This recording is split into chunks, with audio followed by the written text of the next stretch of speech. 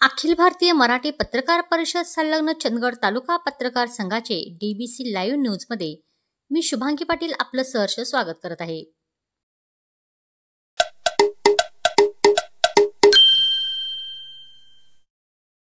पाठ ए जिल्हा परिषद इयत्ता 7वी माजी विद्यार्थी स्नेहमेळावा संपन्न। जुन्या आठवणींना उजाळा। कठीण काळात कसे शिक्षण घेतल्याचं अनुभव कथन केलं। 35 वर्षांनी झाली भेट।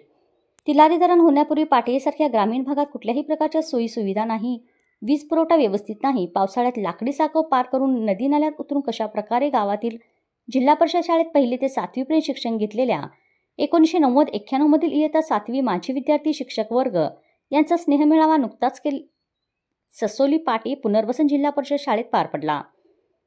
त्यावेळी प्रतिकूल परिस्थितीत रॉकेलच्या दिव्याच्या उजेडात केलेला अभ्यास, इतर जुन्या आठवणी या स्नेहमेळाव्याच्या माध्यमातून जागृत होऊन माजी विद्यार्थी विद्यार्थिनींनी यांची 35 वर्षाच्या कालावधीनंतर भेट झाली।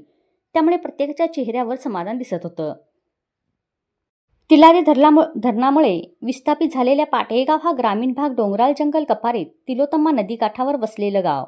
शेती बागायती हा मुख्य व्यवसाय, तसेच नदीपात्रात मासेमारी, पाळीव जनावरे यांच्या दुधापासून शेती उत्पन्न यावर उदरनिर्वाह करत होते। गावात वीज पुरवठा नाही, वाहतूक सुविधा नाही, आरोग्य सुविधा 3-13 उन्हाळी हंगामात गावातील ग्रामस्थ रस्ता करून एसटी बस येण्यासाठी सोय करत पावसाळ्याचा मार्ग बंद 3 ठिकाणी लाकडी साकव बांधून साठेली बेडशी किंवा तिलारी येथे यावं लागतं। फक्त गाव 7वी पर्यंत शाळा होती।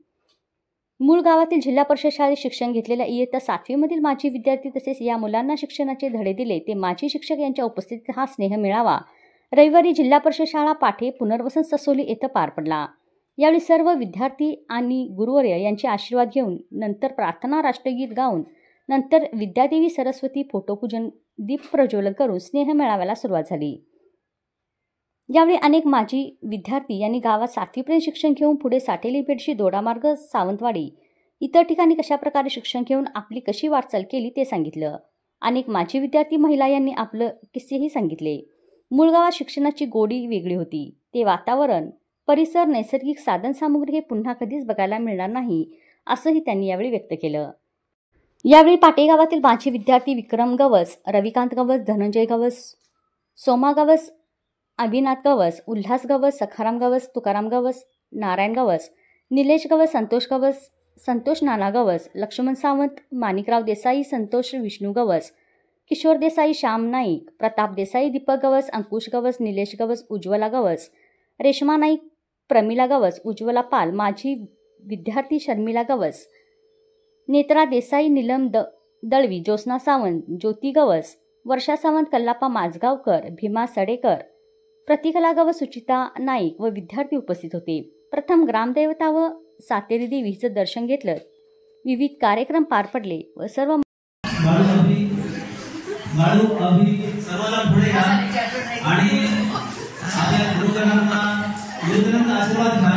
गुरुजनांकडून आशीर्वाद घेतल्यानंतर पुढे आपण पुढच्या कार्यक्रमाला सुरुवात करायची आहे।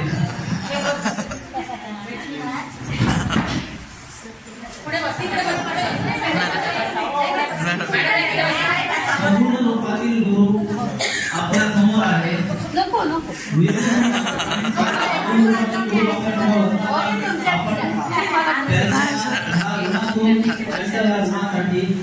आपण होऊ त्यांच्यासाठी त्यांच्या चरणी नतमस्तक होऊ आणि त्यांच्या आशीर्वादाने आज आपण भोगतो आहोत। त्या आशीर्वादाचं त्यांच्या परिश्रमाचं फलस्वरूप म्हणून आज आपण आदराचा जो सोहळा होतो त्या सोहळ्यामध्ये त्यांना आपण आदरांजली द्यायची, त्यांचा सत्कार करायचा आहे। मी गुरुजनांना विनंती करतो दीपक प्रज्वलन करून मॅडमला मी विनंती करतो की दीपक प्रज्वलन करून